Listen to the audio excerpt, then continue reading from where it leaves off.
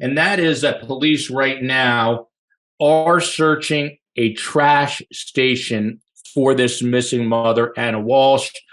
Allegedly, according to investigators, the husband, Brian Walshe, had been searching online for how to dismember and how to dispose of a 115-pound woman's body.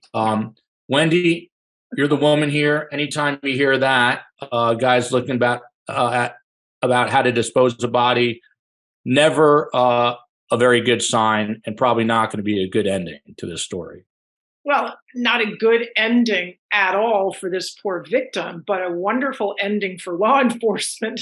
If you're looking for a dumb criminal, in the beginning I thought, wow, this case is going to be, I don't know if it'll ever be solved. This guy seems too smart. And I said that because there were no pings on her phone. And, we were getting, I think, the kind of information that sometimes leads you to wonder whether we'll ever find a body, and even without a body, can the case ever be proved? But then when we start to hear the evidence, this guy really wasn't that good. And for a guy who was researching how to get away with committing a crime, number one, he shouldn't have been doing it on a searchable phone where, of course, they were going to check. And, don't look up how to kill your wife if you're going to kill your wife. How is that not thing one that you don't do? But, the more we learn, I think people were suspicious from day one that he was the key suspect. And a lot of times police know more than they tell us. So we think the police aren't doing a good enough job. But of course they are. They're just not telling us. And I think sometimes what they get out of that is a lot more information. Like this guy, apparently with an attorney sitting in his house with him. This was reported today. His attorney from the federal case, for which he was wearing a bracelet, she was with him for hours in his house, letting him to speak to police. And from that, they obtained exactly the kind of evidence they needed to then be able to bring a charge for misleading law enforcement, which is the holding charge you want. Long before you ever find the body, you want a holding charge. And they got that out of him because he did talk. And when you talk and you lie, you're giving cops everything they need to hold you. And among other things, that meant that they would now get access to the children. And although the children are young, they're capable. I've had very young witnesses on the stand as a prosecutor. They know a lot, and they're very credible because they're not very good at lying. So now that they're in state custody, the police having access to the children, I think, is going to help, not necessarily help find the body, but help paint a full picture about why this happened.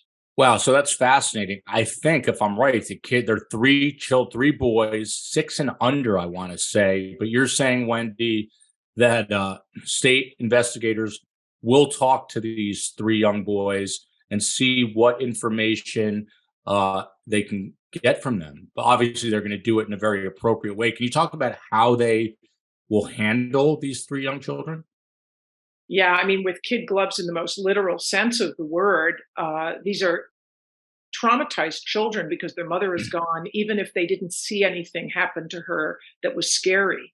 A lot of children who are witnesses to domestic violence are severely traumatized because they see dad hitting mom, and it scares them a lot.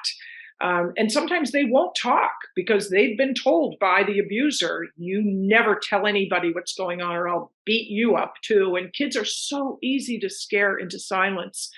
But there's a real chance that this isn't a family with a lot of domestic violence in the background. I don't know.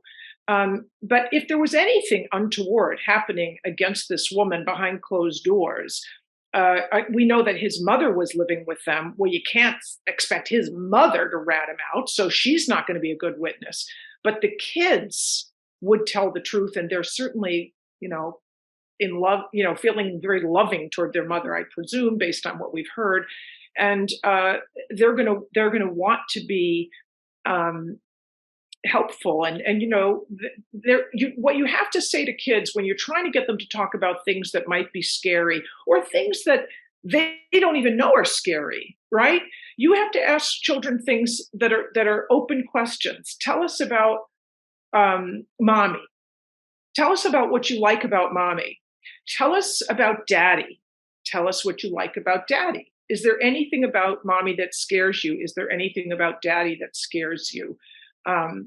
Did mommy say anything to you?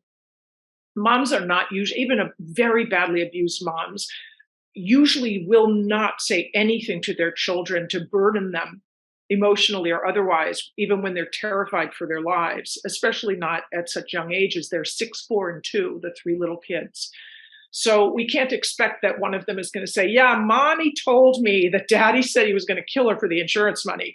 That's not going to happen. But you might hear from a child the kind of innocent observations where, they're very sensitive. So they might describe something they see as something that was